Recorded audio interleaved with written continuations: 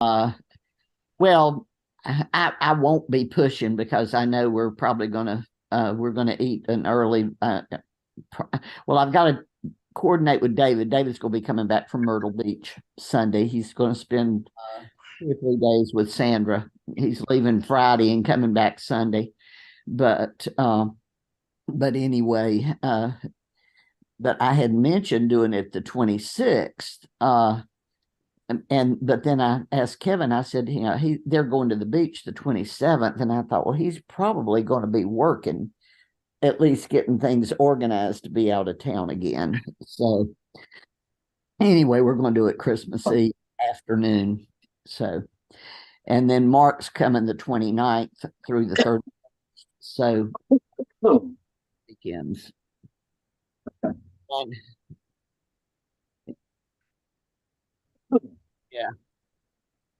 Yeah. I've got Kevin and David this weekend, and then Mark and David next weekend. So, all right. Well, everybody's here. So, not maybe, probably not everybody, but Pastor Stephen and Margaret and Steve are here. So I'm going to lay the phone down and put you on speaker. Okay. All right. Bye.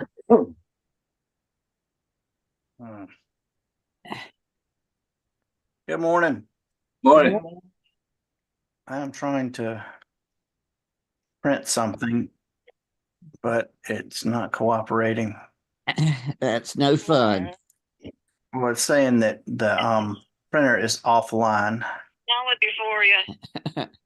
Yeah, mine does that every now and then. And sometimes it's just a matter of being patient and the internet's just doing something funky with mine. Now yours probably isn't that, but mine is. No, I mean I probably need to restart my computer. Right. Yeah, that's what I figured with yours, because your internet's more predictable, I would think, than mine. But mine's good, but every now and then my printer doesn't talk to the network as well. I think it's the printer sometimes is a little finicky instead of the internet.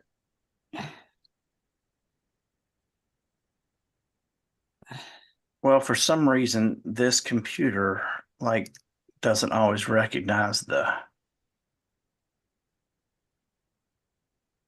it doesn't always that's what I want. That's because I'm okay. It didn't recognize the printer as being online, and I don't know why.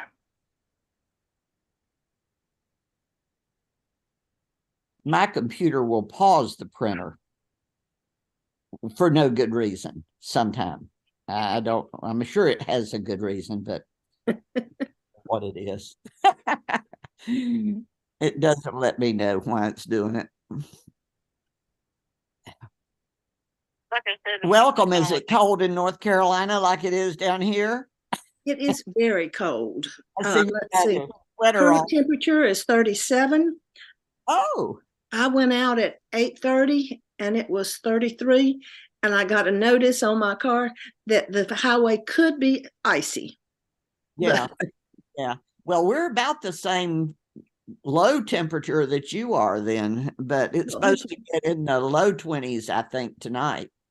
So our high today is 44. Now, I think we're supposed to be in the low 50s. Ours is 45. Is it 45? Oh, okay. So you all are right about where we are. Yep, we are. So y'all will know when you come to bring warm clothes. Oh, that used to always happen to me. Now, it didn't happen at Christmas, because by Christmas I would have my mind knowing what North Carolina was going to be like. But never failed in October when I would go up there, I would always forget. And Uncle Charlie and Aunt Zola had chicken stews out in their backyard and played bluegrass music and all this kind of stuff. Oh my gosh. And I would get up there with and Aunt Zola would run around finding coats for me and sweatshirts for the kids. Awesome. That's it. Did you get my email? Thank you. Yeah. It's telling me that the printer's offline, so. Oh, okay. All right, good. Not just me. How is Robin doing, Stephen?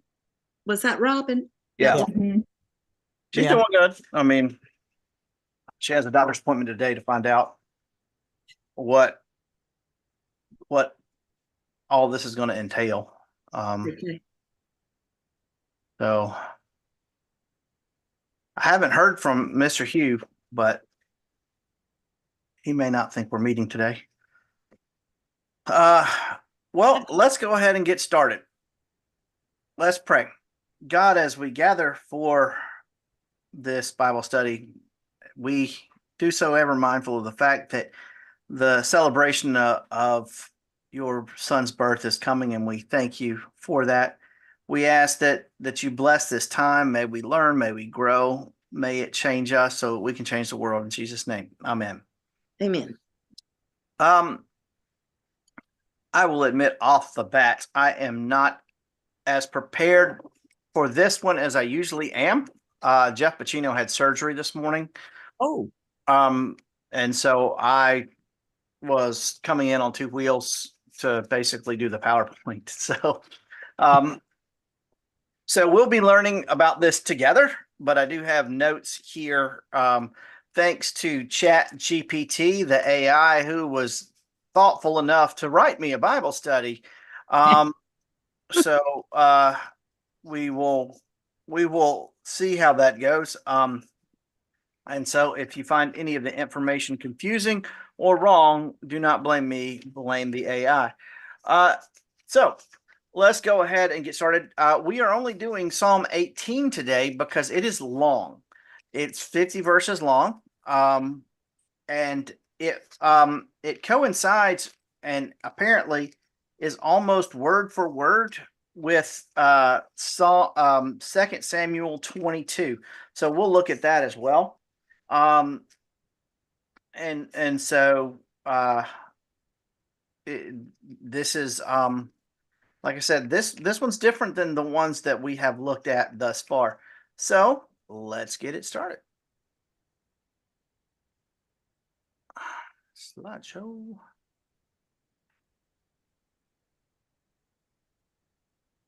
All right.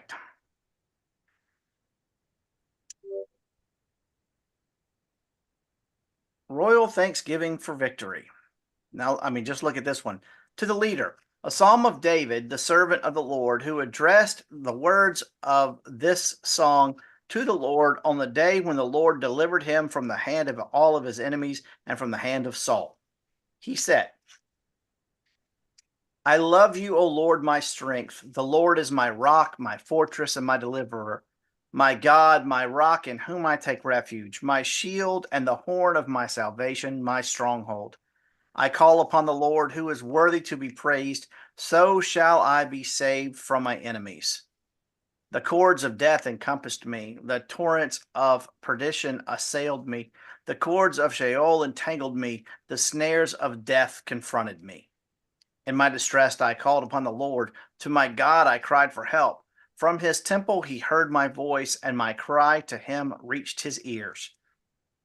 Then the earth reeled and rocked. The foundations also of the mountains trembled and quaked because he was angry. Smoke went up from his nostrils and devouring fire from his mouth. Glowing coals flamed forth from him.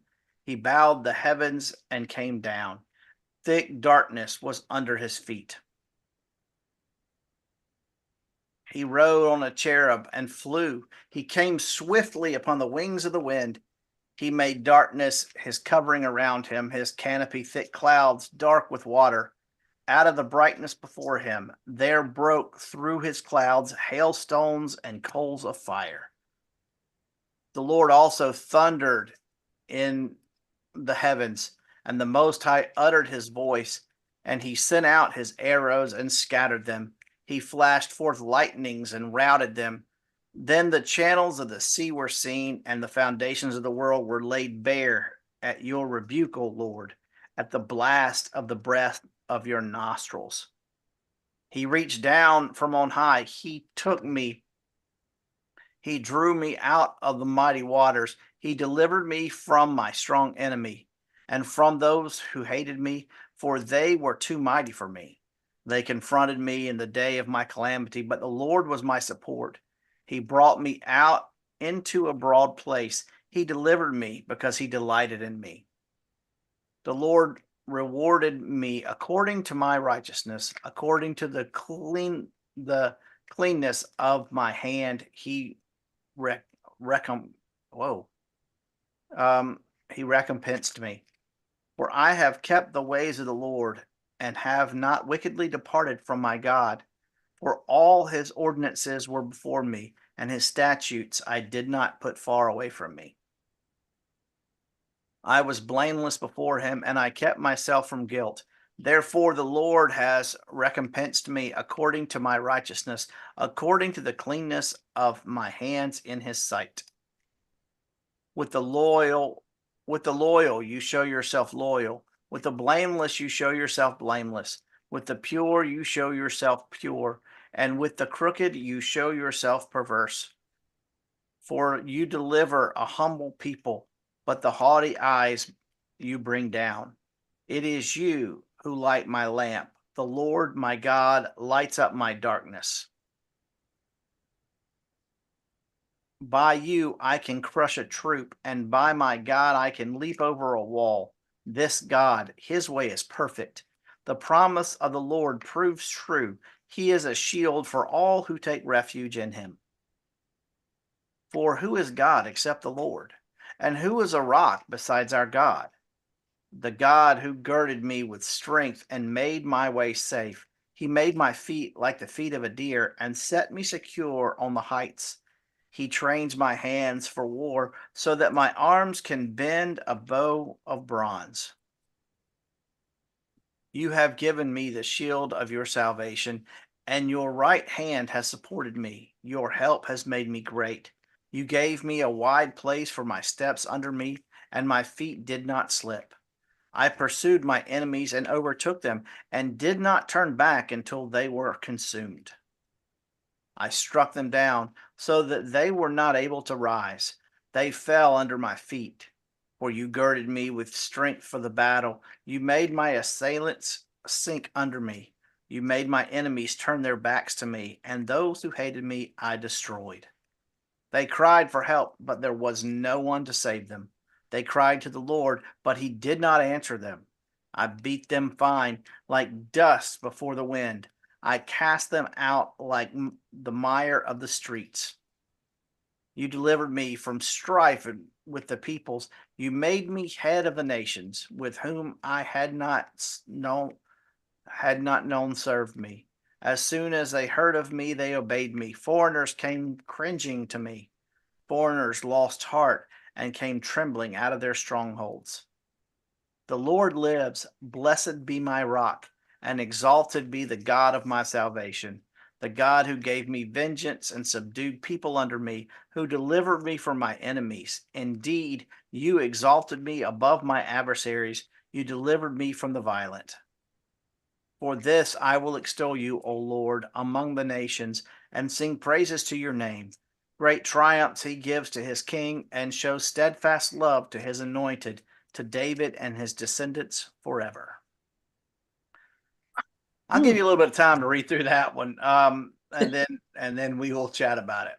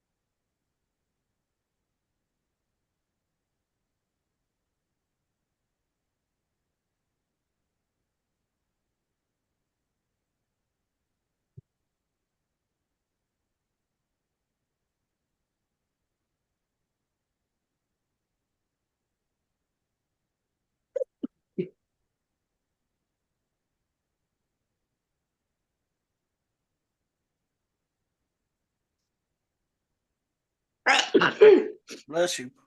Bless you.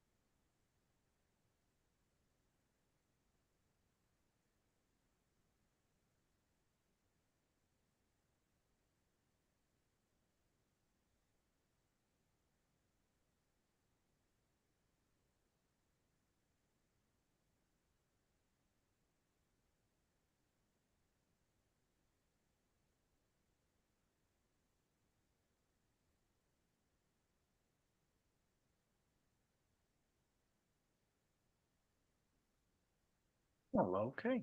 That makes sense. Are y'all ready? As we will ever be, I think. All right. So, before we do, good. All right. That's wonderful news. Jeff Pacino is out of surgery and everything went perfectly well. So let me respond to that. That's wonderful! Exclamation mark. I will let people know.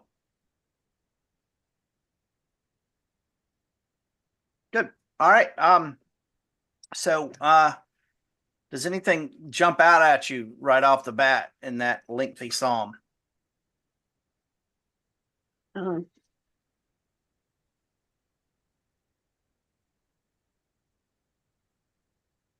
it sounded like a a volcanic eruption to me.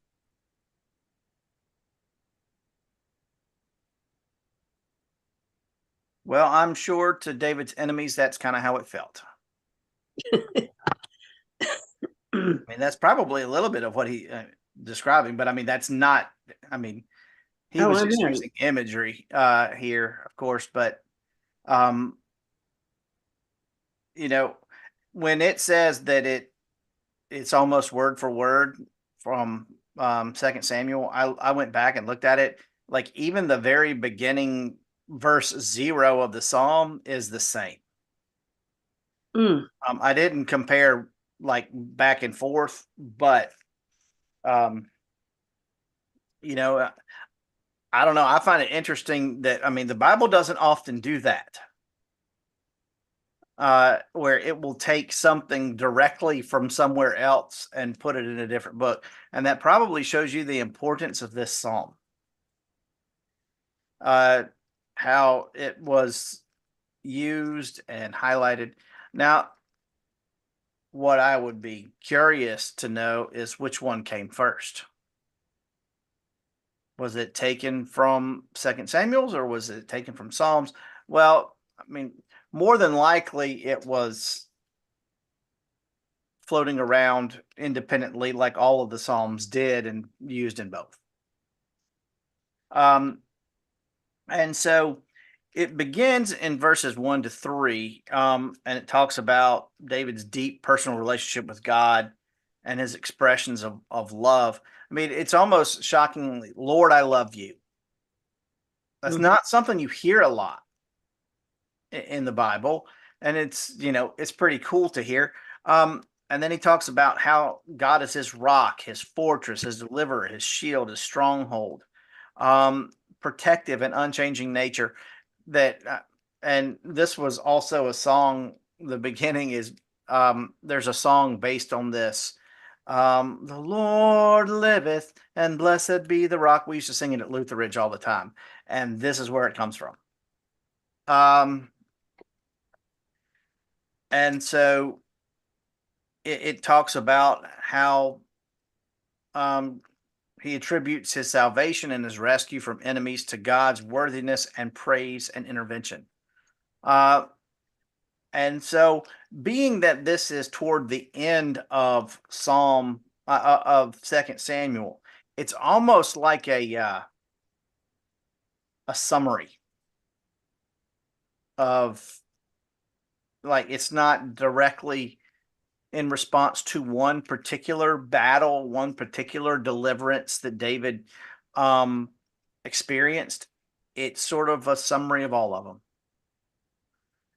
Because, you know, if you read like the Samuels and the Kings, I mean, you hear a lot about David's battles, and they were numerous.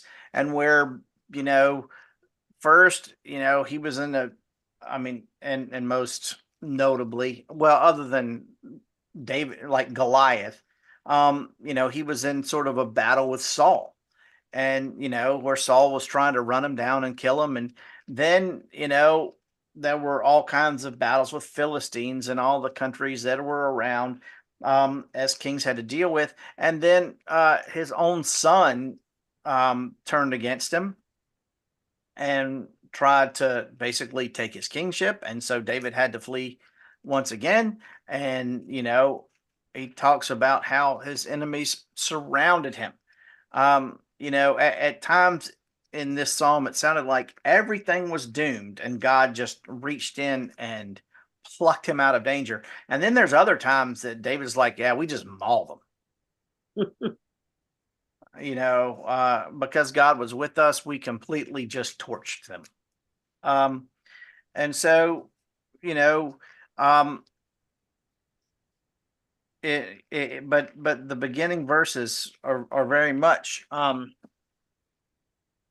you know, the first 3 is talking about rock and salvation. Then in 4, it talks about how the cords of death encompassed me, the torrents of perdition assailed me. You know, he was as good as dead.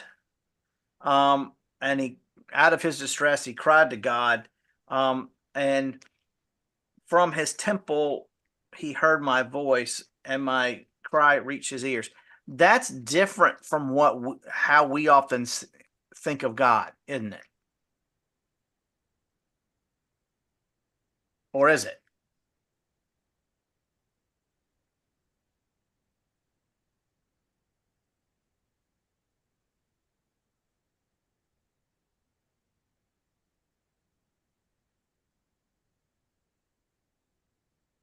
That's not a rhetorical question. Is that different than the way you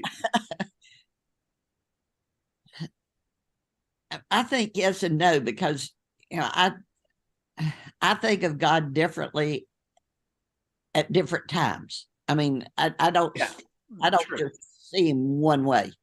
But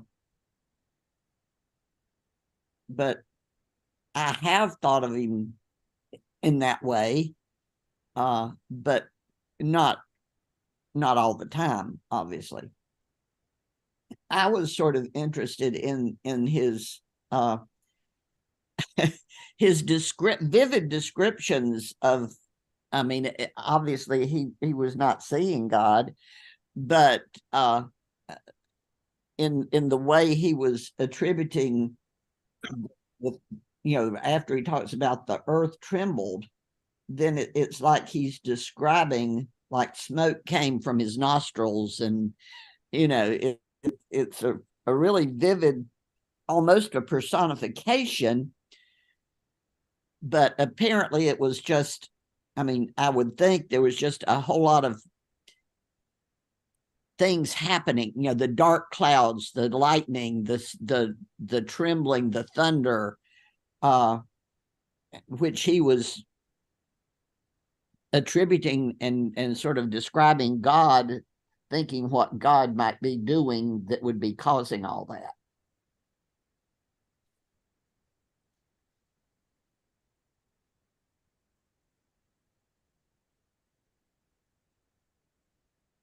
I like verse 16. Whoops, we lost somebody. Stephen. Yes. I We guess he decided since we didn't act fast enough, he'd just leave us. Something must have happened to his computer. He was having trouble with it earlier, trying to get something to print, and it never would. So he must have hit a button. But no, verses 1 through 6, I just thought it was like he was thinking about all the times and different ways he had been in trouble and how he felt, and that in every one of those situations God was there. Okay, because and again, it's a lot of imagery, but he talks about the snares of death, the cords of the grave, the torrents of destruction, the cords of death. I mean, it's like it just appears that he's thinking about all the time he's been in really bad trouble, and that God always comes through for him. And with that in mind, I love verse 16 and 17. He reached down from on high and took me. He drew me out of the mighty waters. Yeah. I mean, right. That spoke to me. Yeah.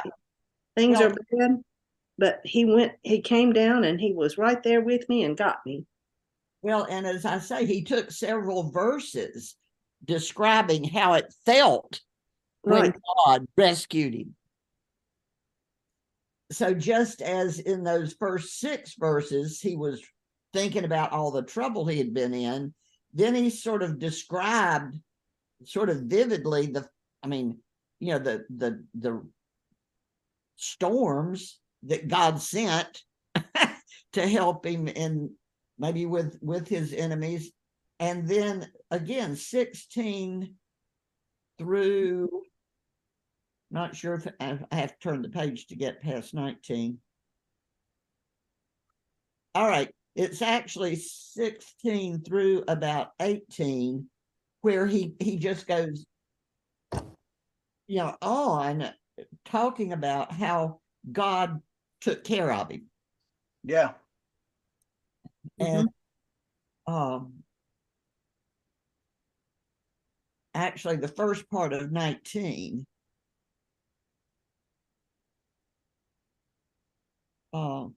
And then he talks about that the Lord has dealt with me according to my righteousness, according to the cleanness of my hands. He has rewarded me.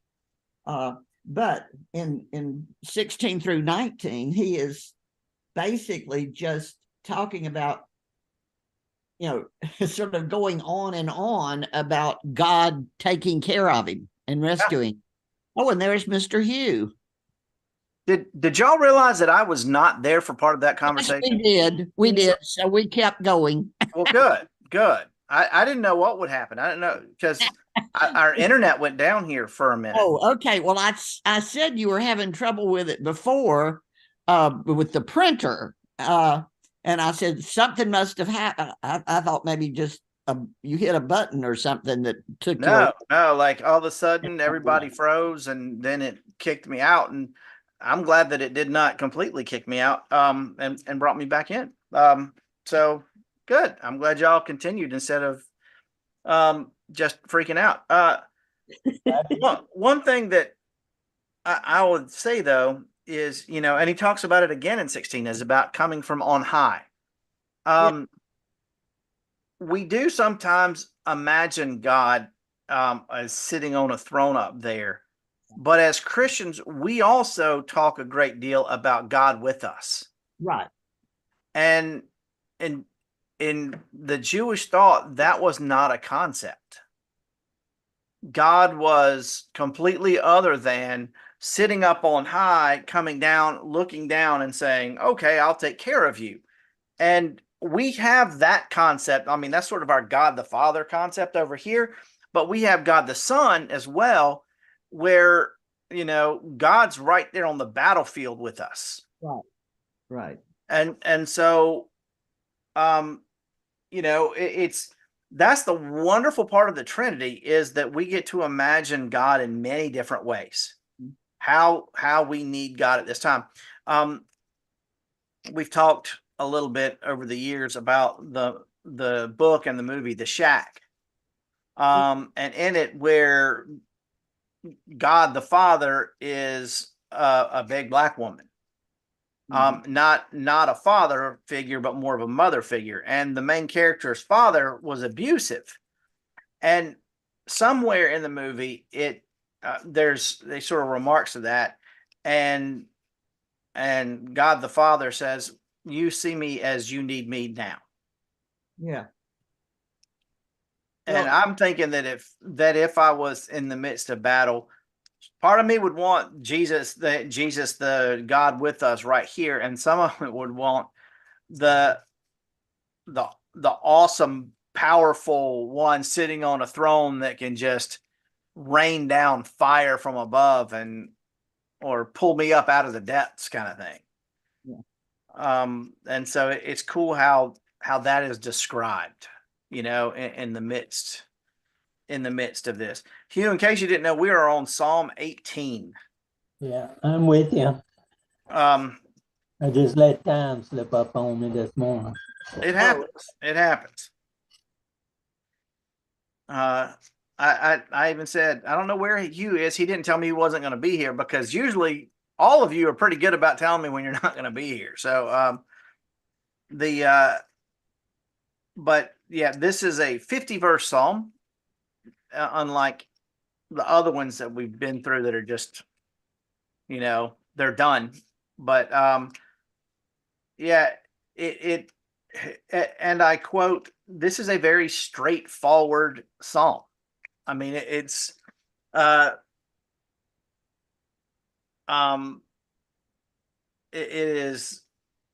the longest string of divine epitaphs in the Bible, is verse 2. My rock, my fortress, my deliverer, my God, my rock. That's kind of interesting. That's the longest string in the whole Bible.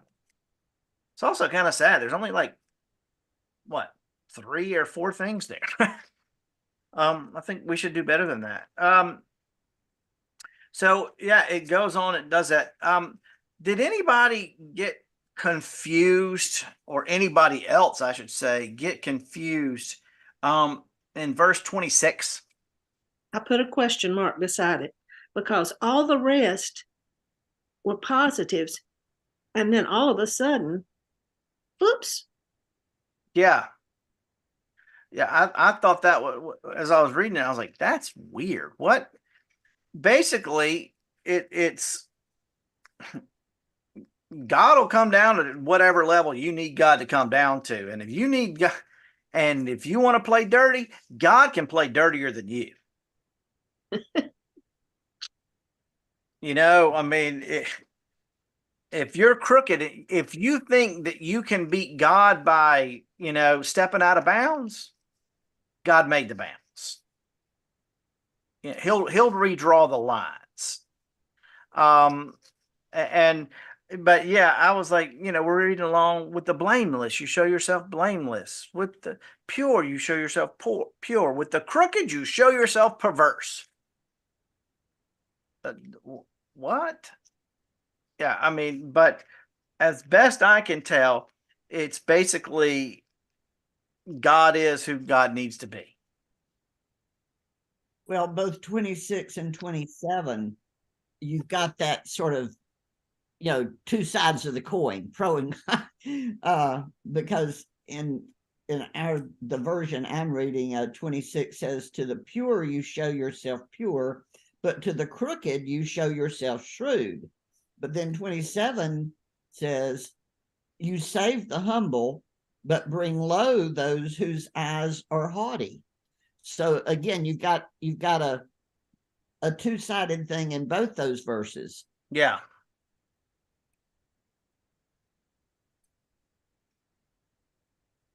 Yep. I also thought it was pretty. Well, then again, like in 29, by you I can crush a troop, and I guess like a Girl Scout troop, for instance, that's a lot of Girl Scouts. But then we also think of a troop as a single soldier, and so that, like, to me, was not very impressive the first time I heard it. Support the troops is an S. Support the troop is one. No, I think of a troop as a group of soldiers that are a unit. I don't think of a troop as one. Yeah. Well, then, I did when I heard that, a troop. No, I mean, because like I said, support the troops. That's a lot of them. That's a lot of different troops. Here's a troop, there's a troop. And I think part of that came from when we toured Gettysburg and went up to the cupola and looked down. Our guide was saying, and these troops were stationed here, this troop was stationed here, and this troop was stationed here, and this troop was stationed here. And they could tell how many people were in the troop by how many fires were lighted. So that's why, to me, a troop. Okay, yeah. Well, this is why we do this together. Well, I've heard too, talking about a highway patrolman, they call him a trooper. And that's in a single form, but I agree with the troop is a lot as well. So I guess it could be either. Well, this is good, Lord. A trooper is part of a troop. A member of a troop would be a trooper. Okay, see, here's the thing. Troop, soldiers or armed forces.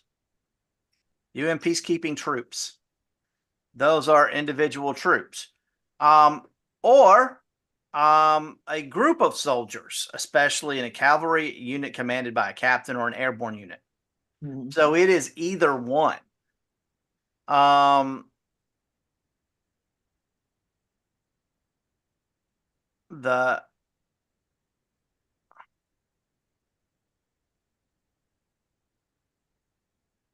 It is.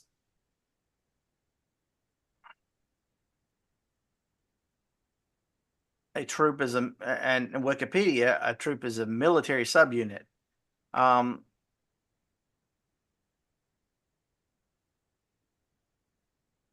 troops, soldiers, especially in large groups.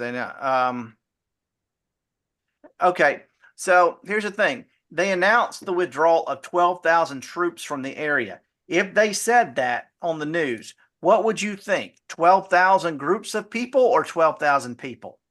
12,000 groups of people. But it would be 12,000 people. Oh. I mean, like if they were withdrawing if they withdrew 12,000 troops or 100,000 troops from Vietnam or wherever, that would be the individual troops being. I mean, all right, you guys were in the military. You tell us, is troop ever referring to just one singular soldier, or is it always a group? A whole bunch of people. It's always a whole bunch of people? Yeah. So if they say they were withdrawing 12,000 troops, it would be 12,000 12,000 different groups instead of 12,000 people? 12,000 people. Okay. So basically the word is confusing. A trooper is just one. Right. Like a highway patrolman trooper, that's one. But troops means a bunch of 12,000. Yeah. So what we know, I think what the meaning here is that it was what David was saying is that he could basically crush a squadron. A company. Yeah. Mm-hmm. And I'll bet you in later versions or other versions, it probably changes the word. Well, in the NIV, it just it doesn't say the squash. It just says, with your help, I can advance against a troop, which means I can overpower them. And I guess it just says I can advance against them. Yeah, I like the NRSV version a lot better. That sounds like, well, and again, if I can advance against them, I guess you would keep advancing until you conquered. But it is a little bit different. With my God, I can scale a wall. I can't remember exactly how yours. Yeah, leap over a wall. Yeah, my God is a lot better than your God in this. I got to tell you. My God, I win the war and I jump over a wall. Yeah. Your warrant is you can fight a battle and, go over it like everybody else can. Yeah, see, ours was scaling a wall. Yours was more like Superman that bounds over. Well, I mean, and I, like I said, I like my God in this a lot better than the NIV God because my God makes me a superhero. Your God just makes me a soldier. Right. I see what you're saying, and I agree because my God is just scaling the wall. Doesn't say how. No, I'm leaping over it in a single bound, and you're just climbing over it. Great, they learned that in basic training. I'm pretty sure. I think that's through my sergeant. I can scale a wall, but only God can have me jump over it. Yeah. Well, and it does say with my God, I can scale a wall. So it is David that's doing the scaling. Yeah, but see, ours is not with, it's by. By. Okay. All right. And so it's right. I mean, and I think there's a difference understanding because like the NRSV basically has it, God gives me the power. Right. And yours, I think, is God gives me the companionship.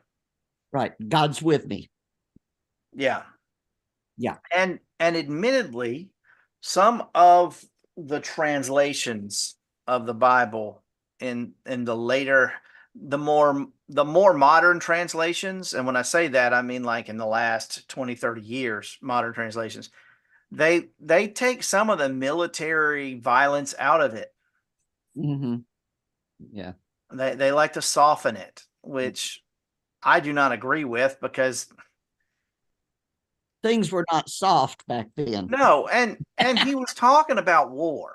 Right. You know, I mean, he wasn't talking about, oh, we held hands and sang Kumbaya and the walls came crumbling down.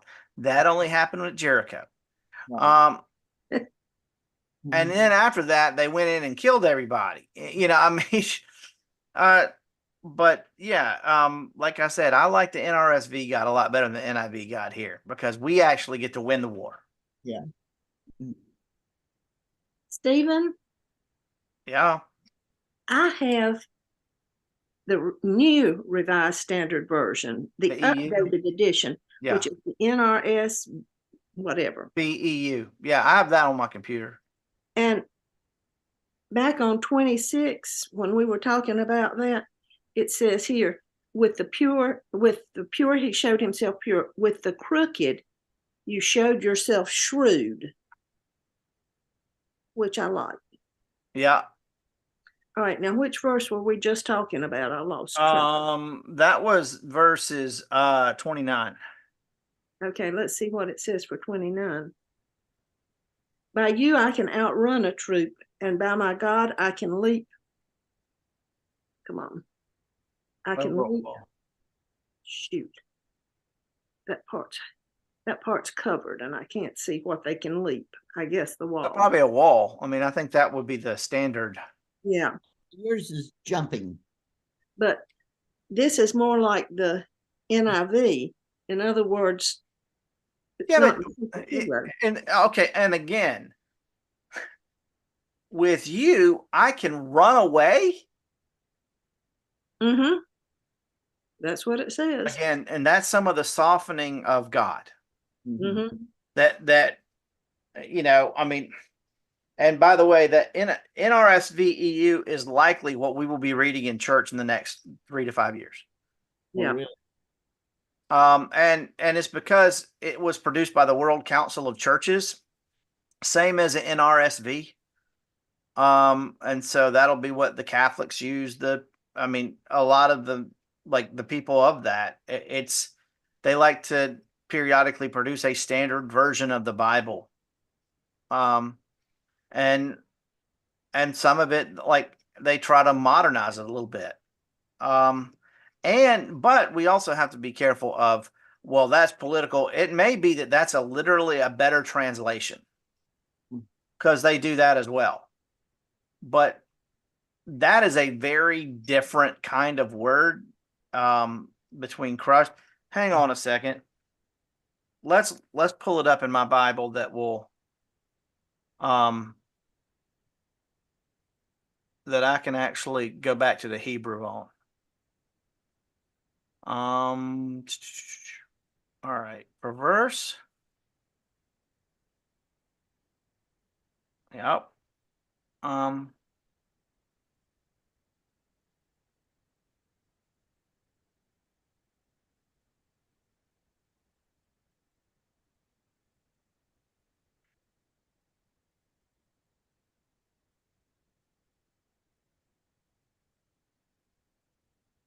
Okay, it's not giving me any Hebrew lexicon.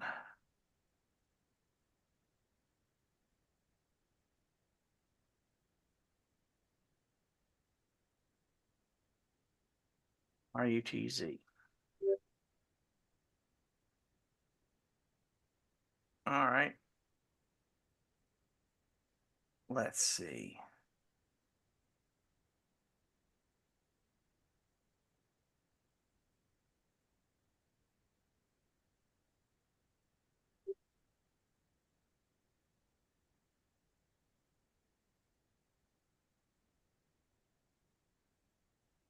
Oh, I can go a key number. Let's do that.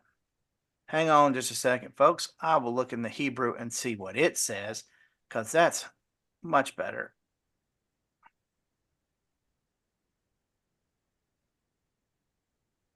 H7323.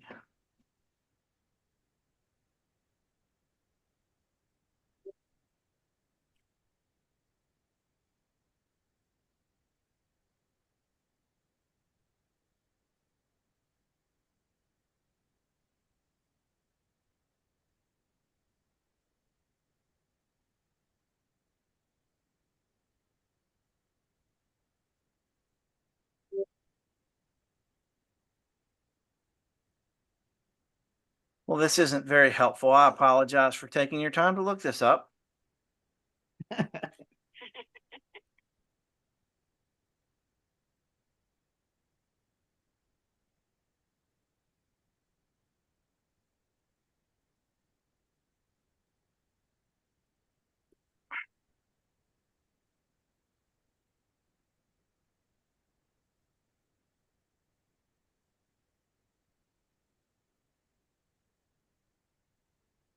All right.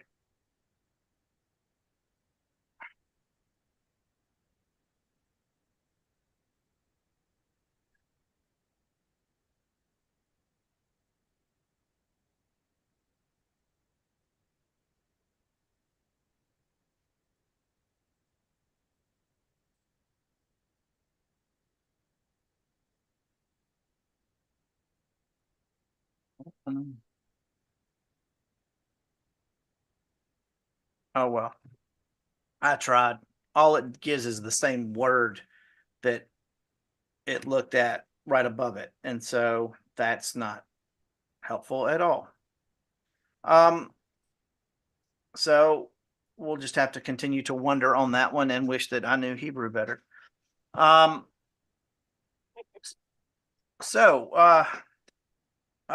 it's almost time.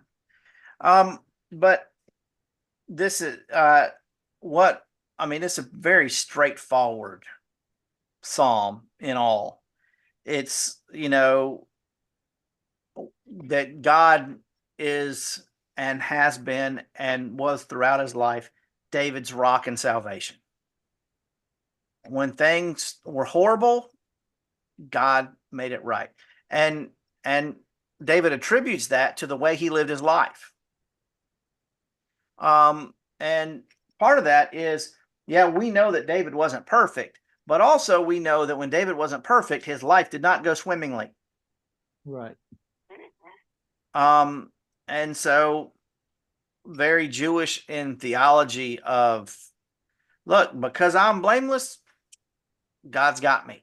And so if you want God to get you too, you need to be, live by his statutes and ordinances. And that's sort of the instruction that David is giving to his people.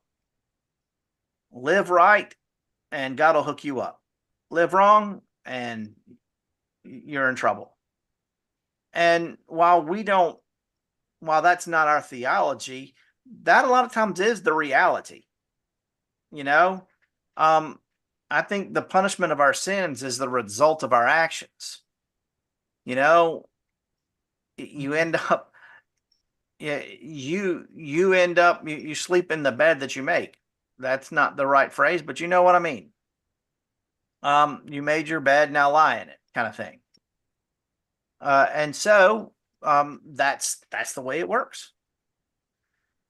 Well, folks, it is about that time. Does anybody have any other questions or comments on this lengthy psalm? All right. We, of course, will not be meeting next week, as it will be the day after Christmas. We will, however, be meeting again together in the new year on January the 2nd. I will be back with you. The office will be open again. And so we will see how it goes from there. In the meantime, I will see all of you before the new year, I'm assuming. And so long as everybody stays healthy, I will see every single one of you in person before we meet again online. So take care. Merry Christmas, and I will see you soon. Merry Christmas. Bye-bye.